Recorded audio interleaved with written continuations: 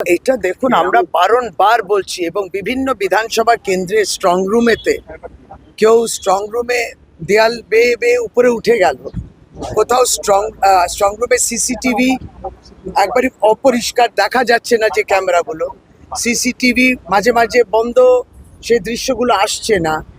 এইগুলো কিন্তু খুব সিরিয়াস অভিযোগ।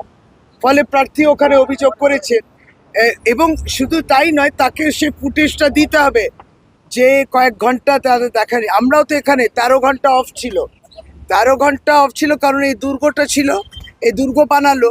আমরা ভালো কথা বললাম যে গণনা কেন্দ্রে, যেখানে গণনা নয় স্ট্রং রুম যেখানে আছে, সেখানে কেন করিডোরে আমরা কিছু মানুষকে দেখতে পাচ্ছি ক্যামেরাতে। ওটা বলার পরে দেখছি যে একবারে দুর্গ করে দিল, যেই জায়গায় সকলে পৌঁছতে পারতেন দেখার জন্য ক্যামেরাগুলো, সেটা বন্ধ। তারপর আপনারাও প্রেসেও দেখতে পেলেন না। তারপর তো আইডি কার্ড দিল, কিন্তু ওই আইডি কার্ড যতক্ষণ না তৈরি হচ্ছে ততক্ষণ 13 ঘন্টা চলে গেল। 13 ঘন্টা কিন্তু আমরা দেখতে পারিনি, টোটাল ব্ল্যাক আউট।